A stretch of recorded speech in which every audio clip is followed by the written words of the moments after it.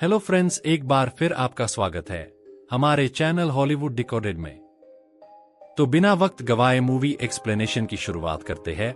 Movie का नाम है नाइट शिफ्ट, जो कि 2023 में रिलीज हुई थी। शुरुआत में हम ग्विन टेलर नामक लड़की को देखते हैं। ये अकेली लड़की शहर से दूर एक सुनसान मोटल में जॉब के लिए आई थी। इस मोटल का मालिक था टेडी। उसे नाइट शिफ्ट के लिए किसी की जरूरत थी। ग्विन मोटल में टाइम से पहले ही पहुंच जाती है। वहां पहुंचते ही उसे रिसेप्शन खाली मिलता है। ये जगह अजीब सी थी और इस वीरान सी जगह पर डरावना सा माहौल था। इस मोटल में ज्यादा लोग ठहरे भी नहीं थे। अब ग्विन टेडी को ढूंढने लगती है। फिर टेडी तो उसे मिल जाता है, मगर दोनों एक दूसरे के सामने अचानक आ जाते हैं, इसलिए दोनों भी डर जाते हैं। अब ग्विन और टेडी में जॉब के सिलसिले में बातें शुरू होती है।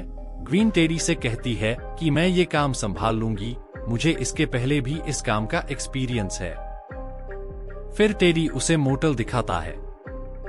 स्टोर रूम दिखाते समय टेडी ग्विन को बताता है कि यहाँ के दरवाजे का लॉक खराब है, इसलिए जब भी वह अंदर आएगी तो हर वक्त एक ईंट उसे दरवाजे में रखनी होगी, वरना अगर यह दरवाजा बंद हो गया तो इसे सिर्फ बाहर से ही खोला जा सकता है। उसे फिर सुबह तक टेडी के आने का इंतजार करना होगा। ग्विन यह बात याद रखती है। इस मोटल के बैकयार्ड में बहुत सी पुरानी गाड़ियां थी। गाड़ियों की हालत अब ग्विन को शक में डाल देती है कि शायद यहाँ कुछ बुरा हादसा हुआ होगा या फिर ये जगह ही हॉन्टेड हो। खैर, मोटल का अपना एक पूल भी था, मगर उसकी हालत भी ठीक नहीं थी। टेडी बताता है कि पिछले साल पूल के अंदर एक बड़ा सा गड्ढा बन गया। उन्होंने बंद करने की कोशिश की, मगर ये बंद ही नहीं हुआ। यहाँ पर ऐसा लगने लगा जैसे कहानी सुपरनेचुरल चीजों की तरफ चली जाएगी। टेडी मोटल से निकलने से पहले ग्विन एक पेम्पलेट देता है कि यहाँ पास में ही एक रेस्टोरेंट है, अगर उसे भूख लगे तो अपने लिए कुछ मंगवा सकती है। फिर ग्विन उसे कहती है कि मुझे कोई हथियार तो दे दो। ये सुनकर टेडी हैरान रह जाता है। वो ग्विन से कहता है कि तुम्हें यहाँ किससे खतरा होगा? अगर तुम्हें ऐसा लगता है कि ये जगह हॉन्टेड है तो ऐसा कुछ नहीं है। मैं ये मोटल कई सालों से चला रहा हूँ। तब ग्विन कहती है कि मैं एक अकेली लड़की हूँ। इस सुनसान जगह पर मुझे मेरी सेफ्टी के लिए एक हथियार चाहिए।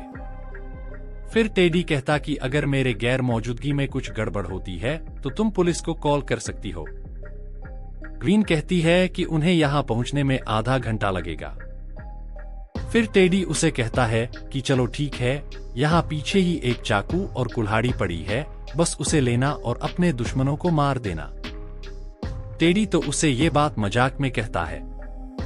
फिर टेडी उसे रिलैक्स करते हुए कहता है कि ये जगह बिल्कुल हॉन्टेड नहीं है, यहाँ कोई भी तुम्हें डराने नहीं आएगा। फिर भी अगर तुम्हें कुछ अजीब लगे तो बस मुझे कॉल कर देना।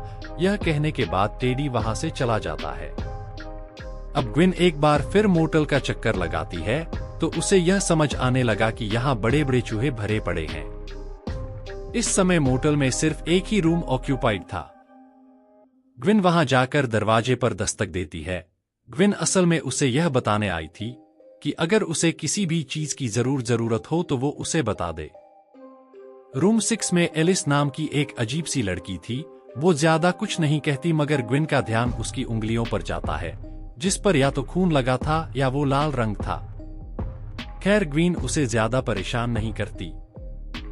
जब वो एक रूम की सफाई करने जाती है तब खिड़की से उसे एक कार दिखाई देती है।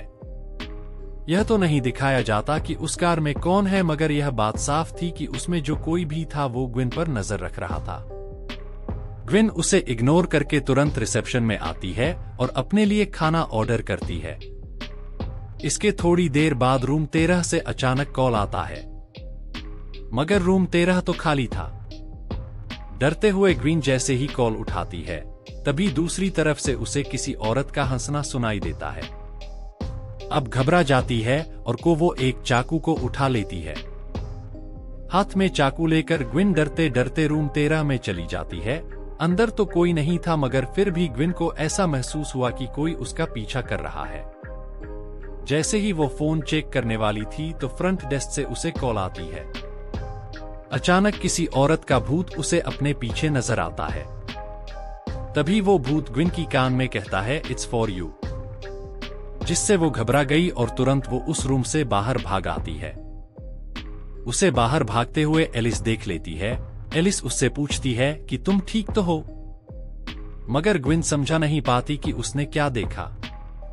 खैर, अब एलिस का कैरेक्टर यहाँ खुलकर सामने आता है। असल में वो घर से भागी हुई एक लड़की थी और उसकी उंगलियों पर ग्विन ने जो देखा वो लाल रंग देखा था। वो रंग अपने बालों को दे रही थी। उसका हेयर ड्रायर खराब हो चुका था और ये बताने वो ग्विन के पास आई थी। खैर, ग्विन ड्रायर देने उसे स्टोर रूम में ले जाती है, मगर वो यह बात भूल गई कि दरवाजे पर एक ईंट रखनी चाहिए थी। तभी अचानक से दरवाजा लॉक हो जाता है और यह दोनों लड़कियां अंदर फंस जाती है। एलिस को बहुत गुस्सा आता है क्योंकि उसका सेलफोन भी रूम में रह गया था और टेडी भी सुबह यहाँ आने वाला था, तो ये दोनों शायद सुबह तक यहाँ फंसे रहने वाले थे। तभी अचानक से लाइट चली जाती है। एलिस को लगता है कि उसके कंधे पर किसी ने हाथ रख दिया हो, इसलिए वो जोर से चिल्लाती है, लेकिन वो तो एक बड़ा सा चूहा था। चूहों को देखकर एलिस और भी ज्यादा डर जाती है। तभी उन्हें बाहर एक आदमी दिखता है। उसे देखकर पहले तो ग्विन डर जाती है, क्योंकि उसे लगता है कि ये वही आदमी है जो कार में से ग्विन पर नजर रखे हुए था। लेकिन ये आदमी ग्विन ने जो खाना ऑर्डर किया था, तो ये वही डिलीवरी वाला था जो ठीक समय पर यहाँ आया। वो दरवाजा खोलता है तो यह दोनों लड़कियां तुरंत वहां से बाहर निकलती है। इसके बाद दोनों एक साथ खाना खाते हैं और एलिस ग्विन को अपने बारे में बताती है, जैसे कि उसका अपनी माँ से झगड़ा हुआ है और वह घर से भाग आई है। कल सुबह उसका बॉयफ्रेंड आएगा और वो दोनों यहाँ से भी निकल जाएंगे। ग्विन ये सुनकर उसे सलाह देती है कि शायद उसे वापस जाना चाहिए, चाहे उसकी माँ कितनी ही बुरी क्यों ना हो, मगर उसे एलिस की फिक्र होगी और शायद इस समय वो उसे ढूंढने में लगी होगी। मगर एलिस पर कोई असर नहीं होता। तभी ड्रिंक लेने ग्विन बाहर जाती है तो एक बार फिर से उसे वो गाड़ी दिखाई देती है। पहली बार जब वो गाड़ी दिखाई दी थी तब ग्विन शक हुआ था, मगर अब दोबारा से गाड़ी का दिखाई देने पर अब ग्विन को यकीन आ गया कि कोई उसके पीछे है। असल में उसके साथ अतीत में ऐसा कुछ हो चुका था जिस कारण उसका शक जायज था। वो वापस रूम में आई तो बॉटल्स भी उसके हाथ से गिर गए। एलिस मदद करना चाहती थी, मगर ग्वेन बहुत परेशान थी, इसलिए वो एलिस पर गुस्सा करती है। खैर, एलिस अब तक ग्वेन की हालत समझ चुकी थी, इसलिए वो कुछ नहीं कहती और अपने रूम में चली जाती है। कुछ देर बाद वहां एक अमीर आदमी और उसकी गर्लफ्रेंड आते हैं। वो एक रूम लेना चाहते थे सिर्फ 1 घंटे के लिए, मगर वो दोनों बहुत बदतमीज थे। वो ग्विन की काफी इंसल्ट भी करते हैं। ग्विन भी जिद पर अड़ी थी, वो उनसे पूरे रात के पैसे ले लेती है, जिस पर उस आदमी को गुस्सा तो बहुत आया, मगर वो पैसे ग्विन के मुंह पर मारकर वो रूम ले लेता है। खैर, ये दोनों यहाँ सोने तो नहीं आए थे। ग्विन को इन पर भी शक हो गया कि शायद ये दोनों वही गाड़ी में बैठे लोग होंगे जो ग्विन पर नजर रखे हुए थे। वो अपना शक दूर करने के लिए वहां जाती है। रूम में वो दोनों अपने डिजायर्स पूरे करने में लगे थे। उस औरत को महसूस हुआ कि शायद कोई बाहर से उन्हें देख रहा है। वो और जल्दी से रूम से बाहर देखने आती है। ग्विन डर कर उनके कार के पीछे छुप जाती है। बाहर उस औरत को कोई नहीं दिखता, इसलिए वो अपने रूम में वापस जाती है। इसके बाद ग्विन पूल के करीब जाती है और उसके अंदर गौर से देखने पर उसे लगा जैसे कोई चीज उसमें हिल रही हो। पुल का रेलिंग कमजोर था, इसलिए वो पुल के अंदर गिर गई। अचानक उस गड्ढे से एक अजीब सी औरत या उसका भूत बाहर आने लगता है और वो ग्विन को गड्ढे में खींचना शुरू करता है। अब डर के मारे ग्विन चिल्लाने लगती है। तभी एलिस उसकी चीखें सुनकर तुरंत वहां आती है और जैसे तैसे उसे बाहर निकालती है।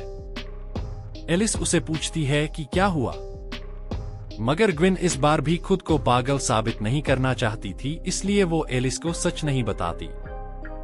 मगर जब ये दोनों रूम वापस आते हैं तब एलिस फिर से पूछती है कि तुमने पुल में कुछ तो देखा, बताओ वो क्या था, तुम्हें पता है ना कि ये जगह हॉन्टेड है। ये जानकर ग्विन उसकी तरफ हैरानी से देखने लगती है। क्योंकि उसे इस जगह के बारे में नहीं पता था। खैर, एलिस कहती है कि इस जगह के बारे में कुछ कहानियां मशहूर है, इसीलिए तो मैं यहाँ आई हूँ और ऐसी जगह पर मुझे मेरे घर से कोई ढूंढने भी नहीं आएगा। यह जानकर ग्विन को बहुत गुस्सा आता है, क्योंकि टेडी ने उससे यह बात छुपाई थी। अब ये जगह सच में हॉन्टेड है या नहीं, यह तो अंत में पता चलेगा। इतने में वो अमीर कपल भी वहां से चला जाता है। अब इस जगह की सच्चाई समझने के बाद ग्विन एलिस को अब तक की बातें, घटी हुई सारी बातें बताती है। ग्विन कहती है कि जब से मैं यहाँ आई हूँ मुझे लग रहा है जैसे कोई मेरा पीछा कर रहा है। मैंने 2 बार एक गाड़ी को यहाँ से गुजरते हुए देखा और मुझे शक है कि वो मेरा ही पीछा कर रहा है। एलिस पूछती है कि तुम्हें ऐसा क्यों लगता है?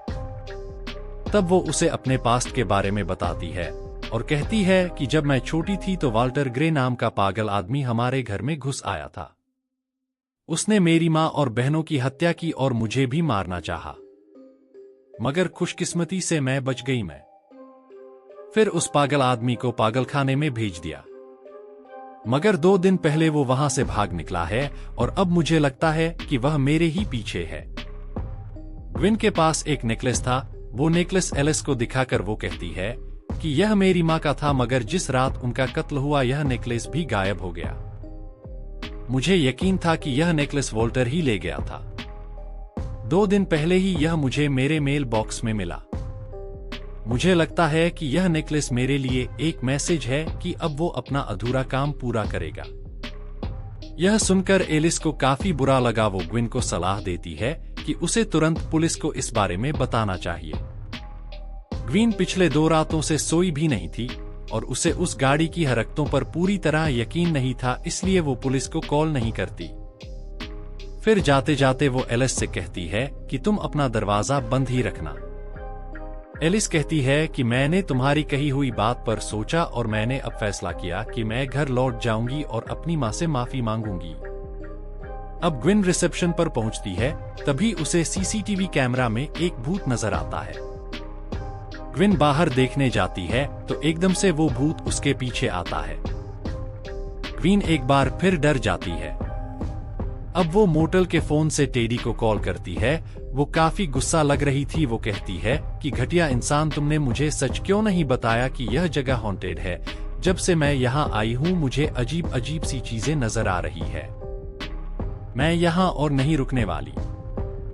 टेडी ये सुनकर उसे शांत करने की कोशिश करता है और कहता है कि मेरा मोटल हॉन्टेड नहीं है। आखिर तुम ये किस तरह की बातें कर रही हो? अगर ऐसा कुछ होता तो मुझे पता होता। मैं कई सालों से उस जगह को चला रहा हूँ। मगर ग्विन को उसकी एक बात पर भी विश्वास नहीं था। टेडी ग्विन की कहता है कि मैं कुछ देर में वहां पहुंच जाऊंगा। फिर वहां एक अजीब सा आदमी आता है। वो ग्विन को घूरे जा रहा था। उसकी बातें भी अजीब सी थी। वो ग्विन से रूम मांगता है। ग्विन उसे रूम दे देती है, मगर उसे ऐसा लग रहा था जैसे यही वो वॉल्टर ग्रे नाम का कातिल होगा जिसने उसके बहन और माँ को मारा था। अब ग्विन अकल से काम लेती है। जैसे ही वो उसे रूम दिखाने ले जाती है, तब पीछे से उस पर चाकू से हमला करके उस आदमी को बुरी तरह से घायल कर देती है। मरने से पहले ये आदमी इस कहानी का एक राज खोलता है। ग्विन ने कहा था कि उसके परिवार की हत्या वाल्टर नाम के एक सनकीने की थी, मगर असलियत ये थी कि ग्विन ने ही अपने परिवार की हत्या की थी। उसका दिमागी संतुलन ठीक नहीं था और ये आदमी असल में ग्विन का डॉक्टर था, जो कि ग्विन का पिछले 15 साल से इलाज कर रहा था। 2 दिन पहले ही ग्विन उस हॉस्पिटल से भाग आई थी। ग्विन ये मानने को तैयार ही नहीं थी कि उसने यह किया, बल्कि उसका विश्वास अभी भी उस कहानी पर था जो उसने अपने मन में बनाई थी।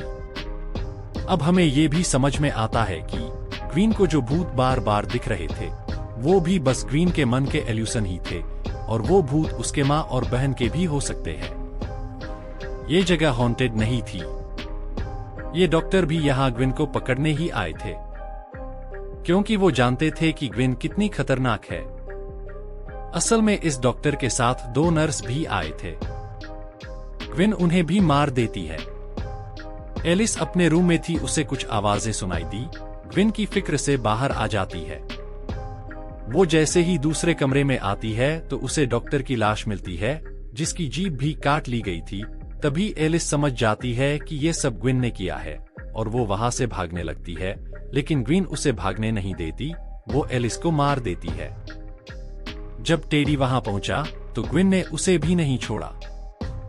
अब कहानी कुछ हफ्ते बाद की दिखाई जाती है, जहां ग्विन ही इस मोटल की मालिक बन चुकी थी और उसने मोटल को बहुत अच्छे से रिनोवेट भी किया था।